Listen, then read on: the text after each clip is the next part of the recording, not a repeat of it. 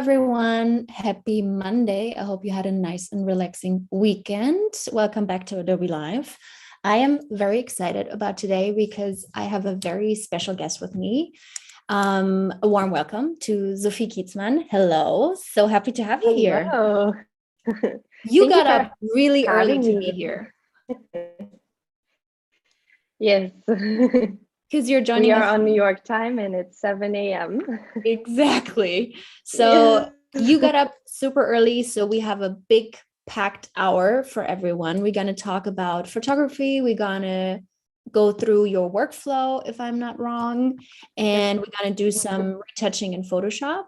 And you can ask questions in the chat if you join us on Behance. So if you're at like in the YouTube channel right now, come over to Behance. We have a chat. You can ask questions and give feedback, whatever you feel like. And I'm already looking at the chat and I see some familiar faces. Sean, Andreas, Gareth, Jackie, hello everyone. So happy to have you back. So how about you introduce yourself real quick to our audience? Yes, hello. My name is Sophie. I am originally from Germany and I live in New York. Hence why it's just turning light outside now.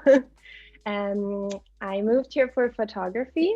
I studied photography in Berlin, and I first came here for an internship, and I fell in love with the city and the people, and decided to make it my permanent home. So now I've been here for almost 4 years. It's gonna be 4 years in March. It's just crazy. Time goes by so fast. Yeah, I know it does, but I've loved it so far, and I don't think I'm done with the city in the slightest. And kind of finding my footing here and building a career as well, and building a portfolio and a voice as an artist. And I think New York is a really good match for that. That's just a little bit about myself. amazing. And I know you have your website prepared for us, so you can show us a little bit of your work. Let's maybe have a look before we jump into Photoshop right away. Yes. Is it okay?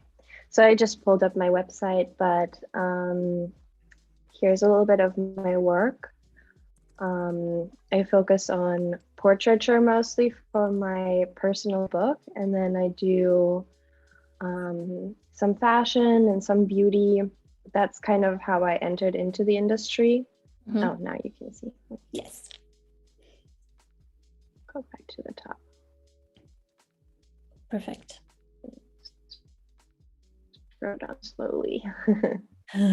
Yeah, I usually get very inspired by the individuals that I photograph and their stories, and capturing them in a moment where they are completely surrendered and they trust me to see something about them that is authentic to who they are as a person. And I think that always tells really beautiful stories.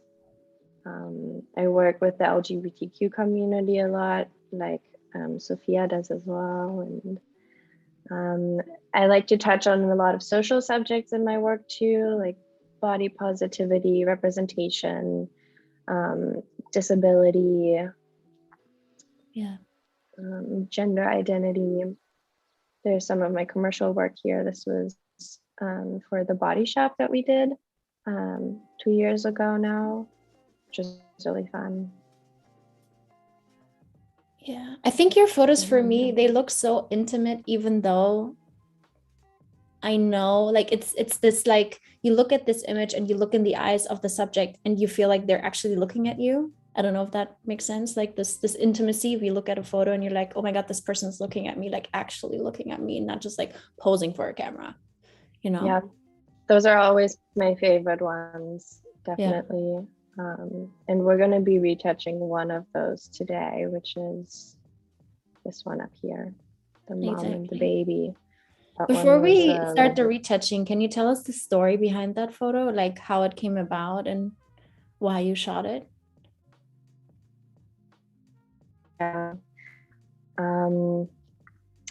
I was supposed to shoot the mom. I was supposed to take her portrait through her modeling agency, and she was going to come into my studio in the afternoon. And I got a call right as she was getting off of work, and she was like, I have to bring my baby. I couldn't find a sitter. She said, I have to bring my child. Is that okay? And I said, absolutely, you know, and secretly I was hoping it was going to be a little baby, because I already had this like glimmer of a hope of getting to photograph a mom with a baby or a newborn. But I didn't know. And I was like, yeah, of course, bring your child. And I had some of my assistants there, so I knew it was not going to be a problem. And she arrived, and her child was exactly 1 year old. And the baby's name is Io, and Io goes by they, them, gender neutral pronouns. And the mom's name is Jessie, and she's a birth doula, actually. So it's really cool that we got to capture something on the topic of motherhood. And they arrived, and I asked her if they had been photographed together, and she said not as much as we would like to, and especially, you know, when kids are that young, like time flies so quickly.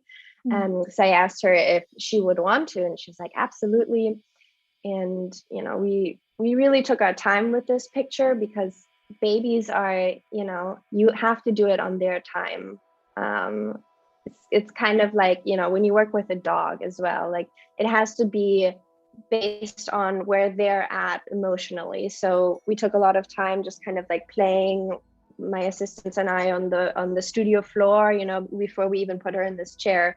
We wanted to just kind of like create the environment for the baby. And then we put the baby on her lap, and you know, babies are tricky because they move a lot, and they have no sense of direction, or you know, like, and I'm really like being like, look over here, come, like, you know, like that. And a funny little side detail, I was wearing like turquoise diapers. So I was like, you know, I was kind of thinking color palette, and I had asked her if they could do a little like skin on skin, because I wanted to see their skin tones and her beautiful skin. So we wrapped her cardigan around Io's diaper, you know, just, you know, for her color scheme. And Io was sitting on her lap, and they started pulling down Jessie's shirt because they were hungry. And Jessie just asked, do you guys mind if I breastfeed real quick? And I was like, no, absolutely, go ahead. So she just stayed right there, you know, in the set. She was sitting there and started breastfeeding. And it was just magical, and, you know, a very sacred moment. I always feel really honored when I get invited into that space by a mother. And I asked her if it was okay if I captured that moment. And she said, absolutely, go ahead. And I was shooting analog and digital in tandem. And later in the day, I was going through what we captured, and I found this image where Io was looking at me in the camera. And it was like, I didn't even realize I had taken that picture until a couple of hours later, and it had to be this shot. So yeah. And then afterwards, it completely broke the internet. Yeah, I was about to say, went viral. One of those like self-runner pictures where like friends of mine are in, I don't know, a classroom in Germany, and one of their friend turns and shows them a picture on their phone. They're like, look at this photo. And they're like, I know who took that photo. It was absolutely insane. At that point, it was kind of like the photo had a life of its own, and we were just sitting at home watching it, you know. And it's been in exhibitions in Milan by Vogue Italia, and it was in the print issue of Vogue Italia, and I love it. One of my favorites. Yeah. We have a question. It's one of those photos where it's like, it kind of happened to me, you know? You know when a photo happens to you? Yeah. I feel like these moments, you can't plan for them. It's just something, if you would have planned it, it would have never turned out like this, I think. And I don't think I could plan that, because I could never ask a mother to do this ahead of time. I don't know. And then I think it's staged intimacy, and staged intimacy rarely works. Like it's something that just happens in the moment and then you can capture that moment. But if you would have been like, okay, hi, thanks for coming in. Could you maybe breastfeed later? This would like, it would be Yeah. completely awkward in a completely different shoot and the whole mood would be off kind of. And the expectations would be way too Yeah. high for something that you can't force at all. And you shouldn't, Yeah. And I think that is something that maybe a lot of people don't understand or maybe don't know about, like photography as well. Like you have to create a space where people feel comfortable to be themselves in front of your camera. Like it's not just about taking a photo. Like I'm pretty sure everyone can take a photo. Like everyone can operate a camera. It's not that difficult. But it's more about creating a space and creating, like you said, like playing with the child, gaining trust, creating an environment where people just are able to let go a little bit. And then you're able to capture a photo like this. Not in like, we have 15 minutes, please sit down. Can you do this? Tack, tack, tack, tack, tack. Then I think then that's just a different kind of photo. Like it's not that intimate, close photo. Then it's more like a, I don't know, you could probably do like product photography in that speed. And it would be fine. Yeah, yeah. And I'm sure you like experience this too with the people that you work with. It's you have to bring a certain piece of yourself into that space with them, and your own history and your own, emotions in order to find that moment of connection, of trust, and something truthful coming from the person that you're observing. And that takes courage from both sides, I think, and vulnerability from both sides. Yeah. And openness. That it is for me. Like being like I'm always very open to like meeting new people and hearing their story and getting to know them. And that's, I think, for me, part of being a photographer that takes photos of humans, I guess, as the process of that all. We have a question in the chat about your color palette, because all the photos that we're seeing right now have a bit of these like earthy, soft tone. Is that something that you do in camera, or is that something that happens after when you color grade? It's both. I think it's a combination of my lighting and my post-production, which I'll show you in a second. I love working with natural light or imitated natural light. I usually, this like soft tone that you're referring to, I think is this like, not very contrasty, harsh, direct sunlight. It's more of a diffused daylight. And I do that on purpose because I like that it reflects complexions really well. And I think it's the best way to capture texture. And I think that makes images or portraits specifically really palpable. I want to be able to see the glossiness in the eyes versus the roughness of somebody's wrinkles versus the pores of somebody's skin, the sheen of somebody's luminosity and moisture in the skin. And then the nuances in their complexion, I think, are so beautiful. And I work on that post-production as well in order to reflect it a little bit more like the human eye would see it in person. Because even if you are shooting with indirect diffused daylight or imitated daylight, there's still a lot you can do about somebody's complexion in post-production that actually makes it like almost hyper real. Like, for example, we lose a lot of nuances in shadows and stuff like that, and I bring those back out in post. But for me, it's always more like I want to see as much as I possibly can at first glance in an image. And I want to get the full spectrum of the emotional impact of looking at somebody and seeing a lot of them emotionally and context-wise in the image. So yeah, that's I think that's kind of the style. We have one more question before we jump into Photoshop. How do you direct poses? Paolo asks in the chat. Or do you at all? Like, do you direct? Yes. Yeah, I actually direct a lot. It depends on like how much the person is already comfortable in front of the camera. You know, sometimes you have people that move a lot and that offer a lot. Some of these people have never been photographed in their life. These LGBTQ elderlies here, I'll show you real quick. We're all first timers pretty much. I mean, maybe they've been photographed before in their life, but naturals, look at they're them. not models. Yes, they are naturals. Yes. And I do direct a lot.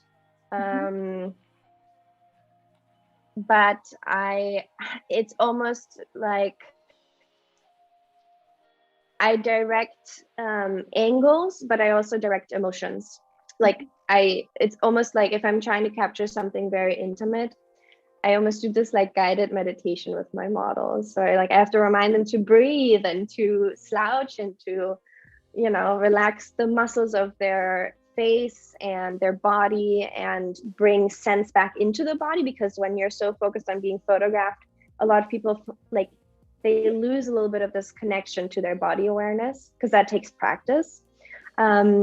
And then emotionally, I'll talk to them in the same kind of tone and mood that I want them to experience, because the micro expressions in somebody's face will only reflect what they're actually feeling, and their body can look as relaxed as can be, but if they're scared or they're a little bit apprehensive, I'll see it in their eyes. I see it right away.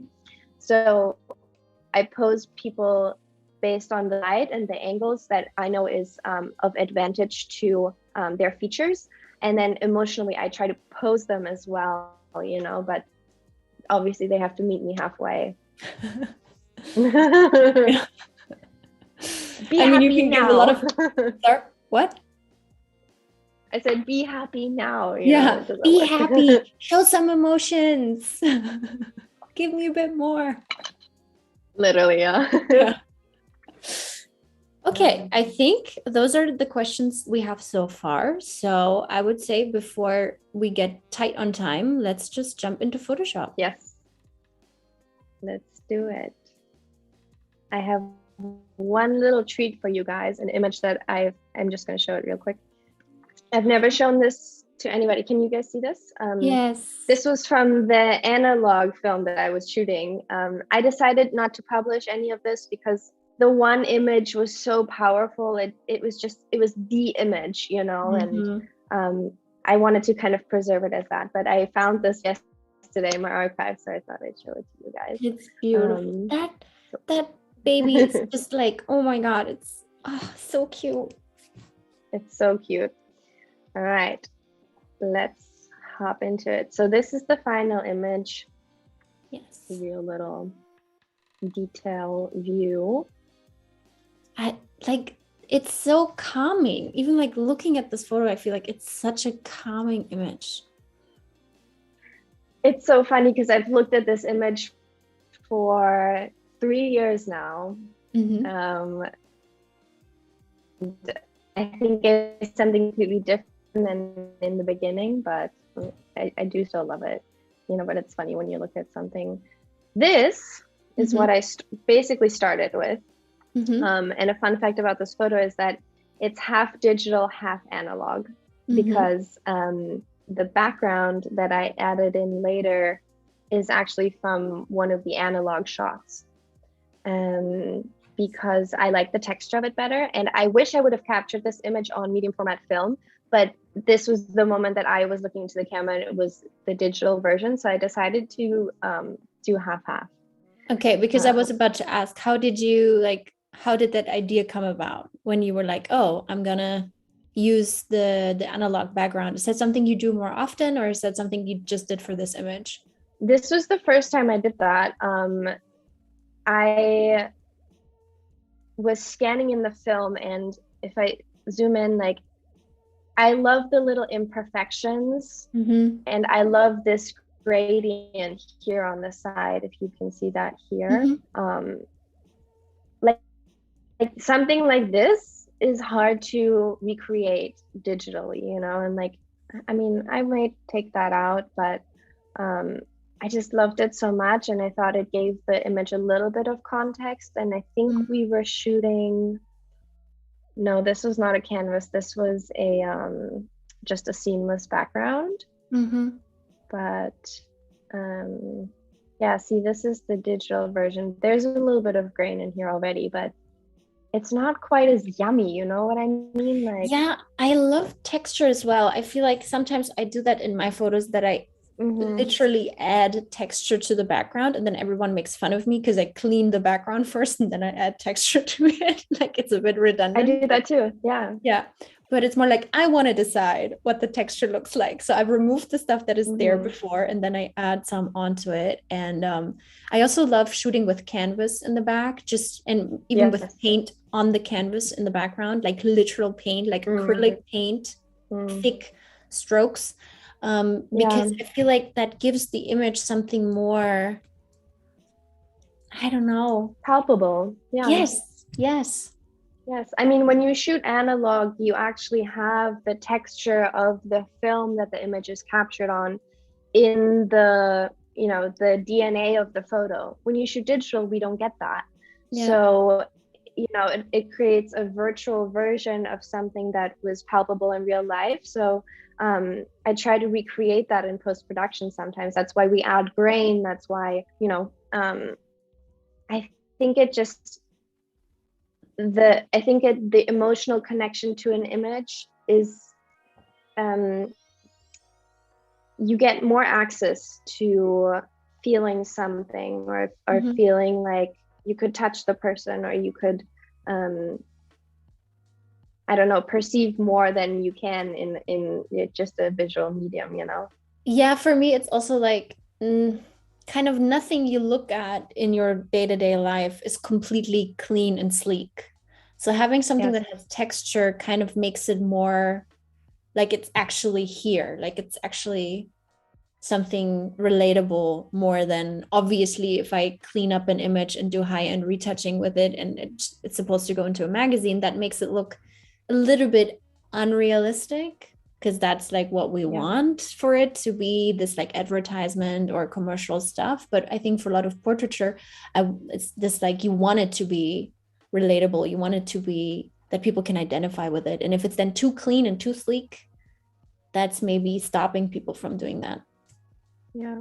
I always think there's a perfect balance, and like I clean up my portraits too, because the image isn't moving, because this person isn't actually in front of you. When you see an image, everything you see at first glance is the emotion that you're going to perceive. So I do clean up my images because there are little details that if I didn't, your eye would get stuck on, rather than seeing the whole of it, or directing your eye at exactly what I want you to perceive. Like this little hair of the baby, you know, it's a little out of place and it's noticeable. So, but I don't want that to be the essence of an image at first glance. So I always think about, if I only have 2 seconds, where is your eye gonna go? And I'm in control of that, especially in post-production, you know. So yeah. But then it also can't be too perfect, because we perceive imperfections in real life too, you know. And even in beauty photography, there needs to be that little bit of like palpability, I guess, in an image, right? Yeah. So yeah, this was what we started with. This is kind of where I'm going to take us in 25 minutes. I guess you will have to speed through that one. I'm gonna give it my best shot. I'm just gonna chuck that. I'm gonna run this. This is a I just have a like pre-programmed thing here that I usually use. So I have my color correction palette here. There's grain in here. Sometimes I use it, sometimes I don't, because this image already has a lot of grain. I don't know. We'll leave it off for now, but so those are I usually don't actions that spend you too much created time for in yourself? here. Sorry, completely. Yeah, so this is my like main setup action thing. I actually didn't create it. My retoucher did. So I just steal hers. But we like to work in the same layout, because sometimes we trade files back and forth. But I usually stay here in the retouching area. Yeah. I should definitely do more actions because I do the exact same, at least like 4 or 5 steps every time. But every time I'm like, Mm-hmm. I'll do I create the action the next time. Like I do the exact same things over and over. I feel you. I get a little bit, like if it doesn't work within the next 5 seconds, then I don't have time for it. Yeah, I'll do it next time. Yeah, exactly. So I usually start out with the things that catch my eye first, like the most noticeable things that my eye goes to immediately. Here, where I'm not going to show you guys how I switched the background because that was just, it took a while. Mhm. And like I would spend probably a day or two on an image like this. So you're going to get this speed through version. So with this image, if I show you the original, I was shooting with window light and the windows were right behind me, but they only went halfway. They only started halfway up the wall. So Mhm. my lower half of this image is a little bit darker than the top half because the light is coming a little bit from here. What I want to do is I want to even that out just a little bit because I wasn't strobing. Usually I would add a little fill strobe on the bottom to brighten up this area down here. But I didn't do that because I was shooting analog as well. And usually mixing daylight with strobe can be tricky if your outdoor light is changing because then you have to constantly adjust your other light. Yeah. So what that did also, it created a little bit of shadow in the texture underneath her eyes and even here with IO, which if I would have strobed, I would have directed the light a little bit more frontal. There's nothing wrong with eye bags, but in this case, because I'm going to adjust the light fall off towards the bottom, I'm also going to even out the light on her face and bring it down a little bit because I do want it to be flattering, and I do want her to look her best. And I usually just go in with dodge and burn on something like this, very light-handed, mid-tones, 2%. And you I use won't. the dodge and burn tools that are in Photoshop, if I'm seeing Yes. like observing correctly. Yes, exactly. Yeah. And We have a question about that in the chat. I think we talked about this when we met. Where do you keep the line between retouching skin and like staying true to what the person looks like? So where's the line where it's too much when it comes to I think that's skin? a perfect question. And I think it's actually a really important question to ask yourself, because there is an ethical responsibility in post-production. I usually think, okay, if I would have had the perfect conditions outside of post-production, meaning light, angles, poses, and stuff like that, what do I remember this person to look like? What was already there before I went into Photoshop that I might have captured, not to the fullest extent, but that is already there. And I like to take the person to that level. So if my light would have been perfect, Jessie's face would have been a little bit more evenly lit, a little bit of the splotchiness would have been diffused. And then if somebody has marks on their face or on their body that are not permanent, so pimples, little like scratches, for example, here she has a bruise, I'm going to take that out because that is not a permanent fixture of her body, versus when it's a freckle or like a birthmark or something, I won't take that out. What I will take out, for example, here she has, indentations either from the chair or from her jeans that she was wearing before. I will take those out. But other than that, I won't alter. I will sometimes use the liquify tool if clothing isn't sitting right, or if somebody's pose is making their body appear different than what I remember it to be, or if the pose would have been a little bit more relaxed or something, like sometimes I'll go in and alter it a little bit, but even like if somebody's slouching and there's folds of skin or you know, tummy fat or something, I will leave those in because that's part of your body. And I think it's, and at that point, I actually think it's really important to show that because we don't show that enough in commercial photography. But I think it's a guessing game, and you kind of have to go back and forth and always just tune in with yourself and ask yourself, like, am I perpetuating something for the viewer that is unattainable in reality? And then I like to dial it back, you know? Yeah. I think I said that already multiple times on this live stream, but like for me, it's also what is still there in 2 weeks should stay there. Yeah, like if it is something that is gone in 2 weeks, like a pimple, a mark, like she had that mark on her arm, then I'll take it out, you know, because that is not something that belongs to the person or like kind of does. What I will also take out, yeah, exactly. What I will also take out is little imperfections that my eye goes to right away, that distract from the like full appearance of the image. Because like I said, if I think what a viewer perceives in the first like 1.5 seconds, that's all you get as a chance for a still image to provoke the emotion you want and the impact that you want. Like those first 2 seconds is all that counts. So because you know, when you're live in front of a person, that person is moving and you have a lot more sensations that you're perceiving. With an image, this glance at once is all you get because it's all right there. It's not moving, it's not going anywhere, you know. So I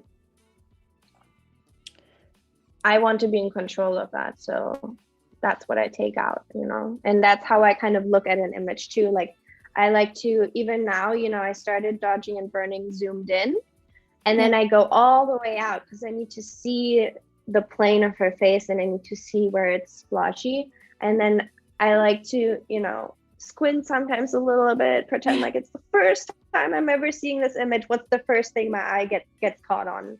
And I start there, you know. Yeah. So what you now, do is, you created you copy the layer, like the image as a layer, and then you do with the patch tool and dodge and burn on that layer, basically. Yeah, I usually start with dodge and burn, just because like skin is something I always look at, and I like to look at something that like really pleases my eye in a sense, and her beauty is so striking. So I like to take myself there first, you know, like I like to really enjoy the process of it because I'm going to be looking at it for a long time. So I do the first things that bother me the most first, because then I have more patience, I find, for smaller details. For example, now I would probably go in and work on the distribution of light on her. So I would usually... We also have another question in the chat that I completely ignored before. I'm so sorry. People are wondering if you use Lightroom at all for your workflow. No. Never have. I feel like there's a very clear division between people that use Lightroom and people that use Photoshop. That might be a very controversial statement. Maybe correct me if I'm wrong. But I feel like there are people that use Lightroom primarily, and then there are people that use Photoshop primarily. Not that one is better than the other. I'm not making any judgment here. It's more like I don't know a lot of people that use both tools 50-50 in that way. Yeah, I think it's a complete personal preference, because same as what camera you use, you know, it's just a tool, and it's like using a paintbrush. You need to figure out what paintbrush you love most. Yeah. So yeah, this is just how I love it. And you know, I'm not even the most technical person. I'm not the most patient person when it comes to you know, programs and stuff like that either, or even camera gear and stuff like that. I just like to know as much as I need to get me to the level that I desire, and then you know, that's all I need, and it allows me to do what I love. Yes. So right now What did you do sneakily while I wasn't watching?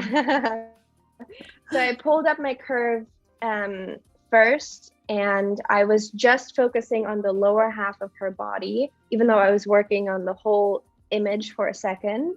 And I was looking down here at her thigh, and I was kind of figuring out, okay, how far do I want to take it?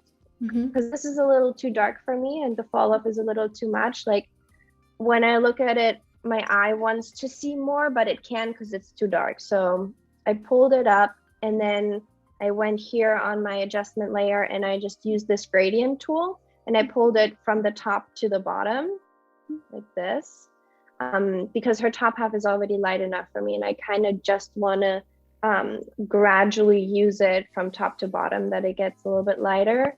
And now I might go in and see if I want it all the way, because then I still want her to look really three-dimensional. I don't want to lose any of the depth of the form of the body, the object. You know, we don't want the image to look flat. But I like to get my lighting right first. And usually when I get my lighting right, you lose a little bit of the complexion and the depth of somebody's skin tone. So I'm gonna go in next and adjust that, because now that I did this, like her skin is losing a little bit of its like yumminess, a little bit of the nuances of her skin tone. And it's starting to look a little flat in that sense, but I want to get the brightness there first. So I usually do that. And that's why I have my adjustment layer here without the backdrop that I put in, because the backdrop doesn't need the gradient. It doesn't need light correction. It's already good. So I'm just working on her. As you can see here, this is the layer that I'm currently working on. Yeah. And I like to go back and forth. So now what I do is I select all the parts of skin that I think could use a little bit more depth. And I do treat darker skin parts or darker skin tones separate from lighter parts, especially with her, because white skin versus melanin skin has very different undertones, and the way light reflects off of it is different. So I treat it differently too. So usually when I work with melanin skin, I would do this different for just completely white skin. I work with the curve tool, and I usually work a lot down here, like close to the darkest shadows. And I pull that down, but then I lose some of the luminosity because now I'm just making it darker. So I like to add in contrast in order to bring the luminosity out. So as you can see, this is quite meh. That's yummy. Like that looks good. I really like that yumminess turning into like a professional term for skin. Like I'm eating the, you know, like. Yeah. But you have to be careful because when you add contrast, you know, when you add contrast, the reds will become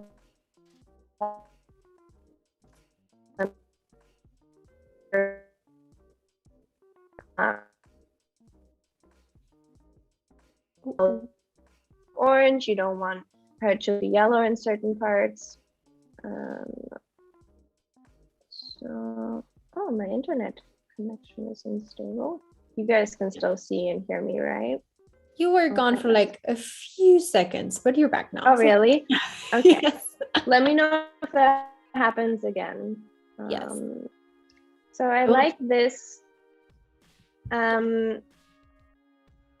So now I like to look at the different sections on her body and see if, you know, I kind of assess the color, and I compare this part to this part to this part to this part up here, and they don't all need to be the same, but like for example, her shoulder to me is looking a little bit too yellow now that I've amped up the contrast. So I would go in just here, and I spend hours doing this to get the color perfect, and then I usually use this tool here, color balance. That's one of my because favorite it lets makers. Yes, I Yes, love it. color balance. Just to pull out a little bit. It's funny when you pull from yellow to blue, it'll enhance the red undertones in skin. So you guys can see that a little too yellow. Yeah, that's better. I'm orientating myself a little bit more down here. And I do use my memory of what her complexion was like. I think that's super important. And the retoucher that I work with on some of the commercial jobs, she will actually be on set the day that we're shooting so that she can experience the model and the model's complexion in real life, because she's the one that's gonna have to assess it in post-production. I think that's important, and it's not being done enough. And you know, most retouchers are white, and they don't get proper education on how to retouch Black people or people with melanated skin. And it's a huge problem because they don't even have a sense of the different nuances that melanated skin can have. And I think that creates a very ill reflection of especially people of color. And that's a huge problem, you know? So I think I was looking a little bit yellow too, so I'm just going to go in a little bit there. So now I'm using, I'm just using my brush tool here, and I'm just going to brush some of that adjustment layer in other parts where I think some of the yellow can be taken out as well. And then one really big thing to look at as well is in what areas does the skin look gray? Because as the light falls off, you lose color. And if you brush that color back in a little bit, you're basically tricking the eye into thinking it can see more than it actually does. So like I lose a lot of red tones in the shadows. And if I brush the red back in, even though I'm not changing the brightness of the image, I am tricking the eye into thinking I'm seeing more of the image, even though you're not specifically looking at the area of her thigh, you're looking at the overall image, but it somehow makes it crisper. And like, you know, people are always like, oh my God, such a high definition camera. This is a Canon 5D Mark II, you know, like it's not a phase 1 or anything, but with like little things like this, you can create a lot of depth that wasn't there before. So I usually go in here, I bring that out a little bit, and I don't want to brighten it anymore because I don't need to see more details in the shadows, and I don't want to make the image flat, but I do want the color to be right. So I don't know if you guys can see this. These are like really minimal adjustments, but they make a world of a difference. You know, it's all in the details in the end of the day. So now I think here it's a little bit too much where it's graduating. So I'm going to brush that back in. I don't like this little area here. So I'm going to clean that up a little bit. That still looks like this area here looks discolored to me. So I'm going to go in and fix that. And it's these little splotches that if you fix that, when people see the overall image, they're going to be like, wow, you know, it really does make a difference. Especially the little like patches of color, I find. I spend a lot of time on those. And then I probably go in, raise the saturation a little bit. And now that looks better to me. And then this little part here looks a little green to me. I don't know why, but light just tends to do that, you know, so I'll just go in. And you merge all the layers then together with the retouching layer? Yeah, I usually do, like, especially when I do color stuff. Yeah. You know, make it easy on yourself.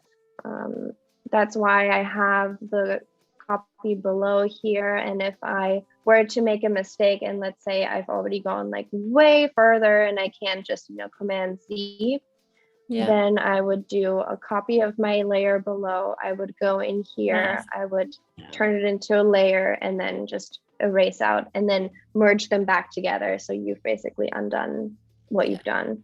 But I like to kind of condense down because otherwise I just lose oversight. And this is just for me, this is just my personal book, you know, like, as long as I know where I'm at and I can undo steps and I'm not like deconstructing the actual pixels of the image or the layer below, then that's fine. So that looks a little better to me. And then when I dodge and burn, I always like to zoom out and see if I've created like splotchiness or something. One last thing, I had a makeup artist on set this day and she did Jesse's makeup because, you know, originally this was just going to be a regular portrait session. And this was, I mean, it's always beautiful to have a makeup artist there, even if you're going for a really natural look. Like, I love the moisture she put into the lips. The complexion is so beautiful. I like this little bit of reflection in the inner eye corner. But because of the nature of this image, and it's such a, like, the nature of this moment is so important that I don't want the focus to be on the makeup that she's wearing. And I think this tone of blush is a little bit too peachy. I don't know if it was while we were shooting. And if I notice stuff like that while I'm shooting, I'll say it and I'll have them change it right then and there, because I've done that too many times where I'm like, oh, you know, I can just fix it in post, but it's better if you can fix it in person. Yeah. But here, you know, like, if this was a natural flush, I don't think her cheeks would be quite this peach color. So I'm going to go in and change that. And actually in the original that I showed you in the beginning, I took it out completely. But this was like 3 years ago. So I think today I probably wouldn't take it out all the way. I'll probably take it out just a little bit because, you know, she's just sitting there. She's not going to be that flushed. And then I'm going to change it to be a little bit more blue undertoned, maybe like that. And then I do like that there is a blush on her eyes. I think it always makes people look a little romantic and like soft and warm, but it's a little much for me. So I'm gonna take that out and I'm gonna go in just on the eyes again. It's a little bit too much color, and I usually assess it from a distance at that point, you know. That.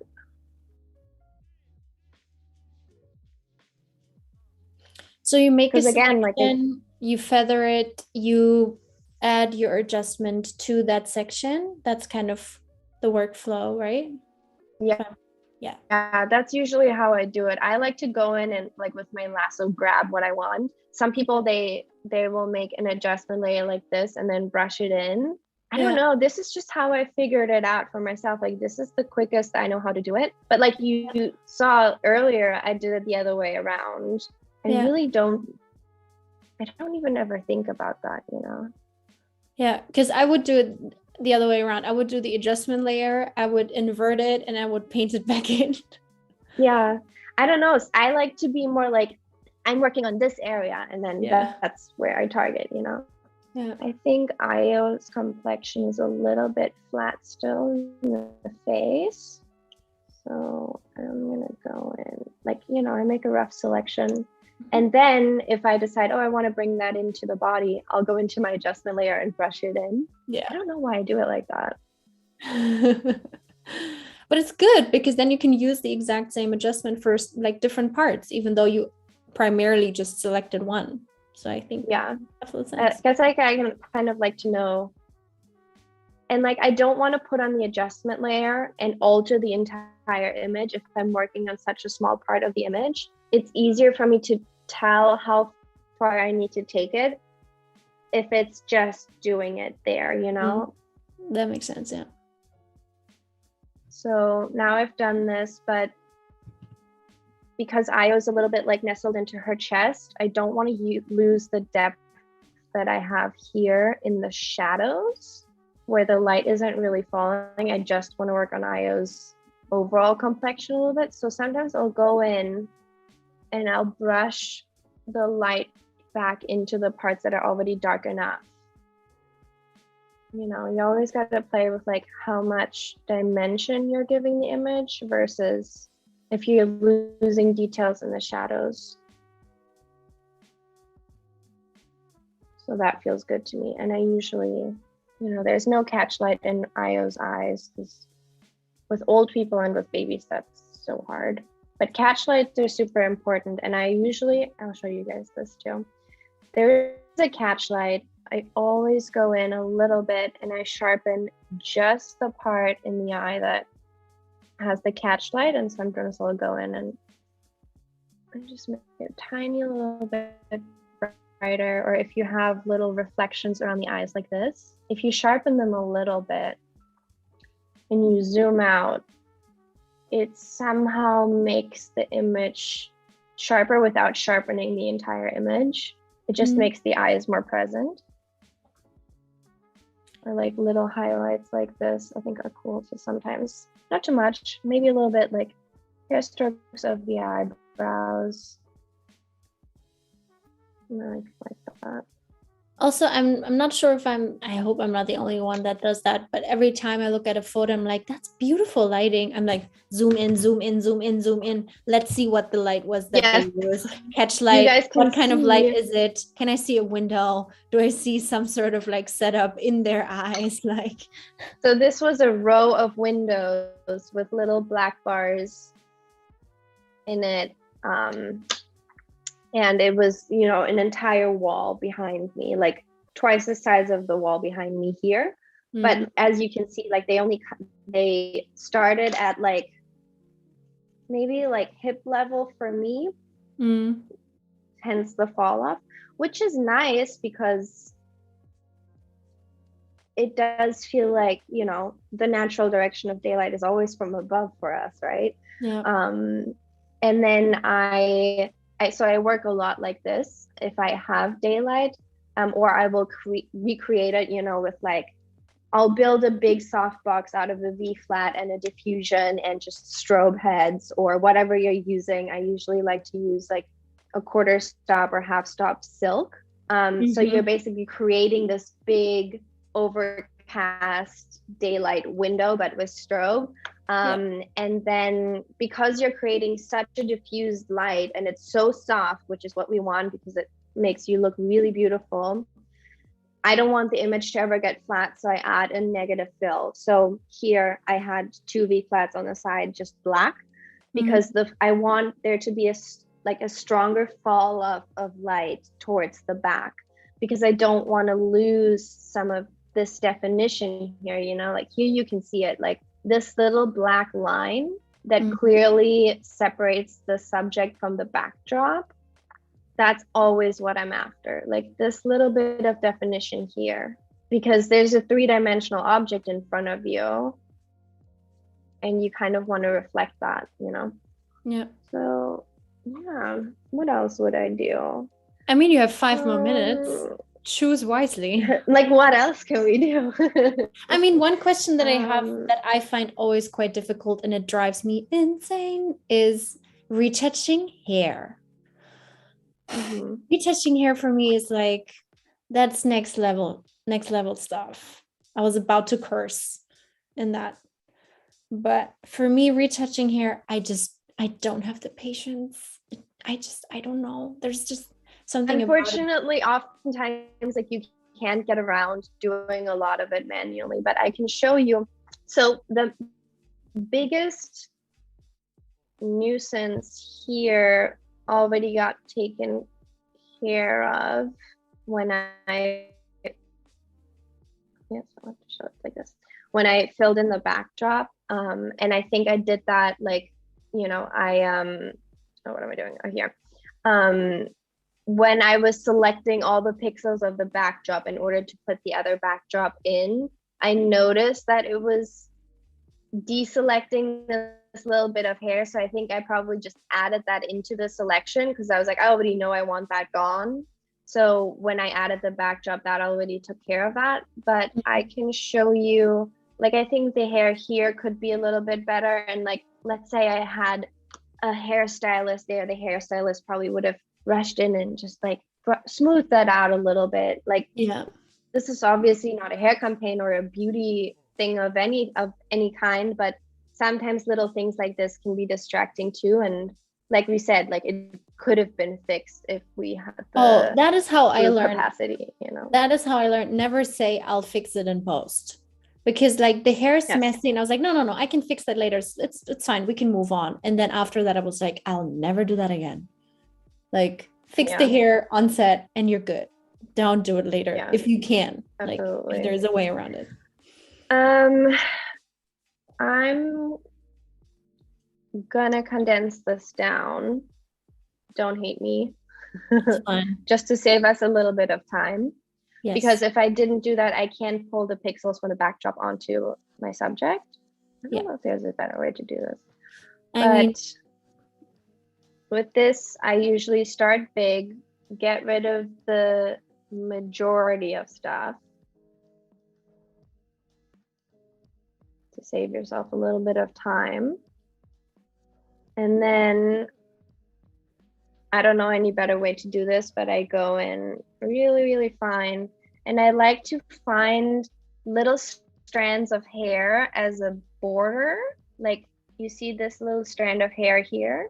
Mm-hmm. And then I like to brush up right against it, because that way you're not brushing into like this and creating the hairline. You're choosing a hair that's already there as your new hairline. Like here, for example, I can't do that, so I'm gonna have to create one myself. But I try to avoid doing that, because if you do it too much, sometimes you can tell. But if you're working with a small enough brush, you're not gonna be able to tell once you zoom out, you know? Yeah. And I like to work, like you can make your brush a little harder or softer, because what you don't want is this like, you know, this like blurry edge. Yeah, or this like super like helmet kind of hair, like where it's like, yeah, like if your brush is too big, like that doesn't look real, you know. You need to make your brush so small that it looks like it could be the edge of a strand of one strand of hair. That's the thing, right? One strand of hair. Just kind of, and you can go back, you can brush in a little bit. Like for example, if you have somebody that has really frizzy hair, that's a nightmare because you don't have these single strands of hair to orientate yourself on. Yeah. So then I usually brush it in with a larger brush. Then I make my brush really small. I try to create this like fake hairline like I'm doing here. And then I go back in and I, you know, brush in a little bit of the frizziness. And you have to just be really precise about to what level you take it in order to be like, yes, this person has frizzy hair, but where the hairline of the frizzy hair starts is actually here, even though it was like, you know. Once again, that's also a very professional term to describe that. That's, you know, that's the official sound. It's the official sound of hair retouching for me. Yes. Also, I mean, I do not want to stop you actually, but I do have to. sadly, because we've already done this for an hour. Like an hour is already over. It's, But yeah, look how beautiful we've made it. No, we it is came beautiful. from here I love that and we image. got here. Thank It's a you. beautiful, beautiful image. Thank you so much for sharing your workflow and telling us the story of that image and letting us into your behind the scenes kind of and how you work. Before I forget, because I made these post-its before we started, so I will say what I put on them. So tomorrow we are here on Monday, Tuesday, Wednesday now. If like we changed it this year. So tomorrow we will have Jordan Peterson doing illustration for the Winter Olympics in Photoshop. Then we have Philipp Trautmann on Wednesday creating a font in Illustrator. So please come back tomorrow and on Wednesday. And yeah, once again, Sophie, thank you so much. This was so much fun. I was really happy to have you here. This was one of my favorites. Don't tell the other ones. Thank you. Yeah, thanks for all your good questions. It's always somebody like does this themselves, and then usually we sit here alone and we never exchange tips about this stuff. So and retouch in silence for hours. Yes. Yes, that's our lives. So yeah, I hope you have a wonderful start into your day. It's 8 a.m. I think now for you. And yes, I'm gonna go, make some tea now. yes, Maybe go back to bed. No. Yeah. I was about to ask, maybe take a nap. No, I'm already up now. Might as well. So everyone, thank you so much for joining us today. I hope you have a wonderful start into your week, and I see you soon. Bye. Bye, guys.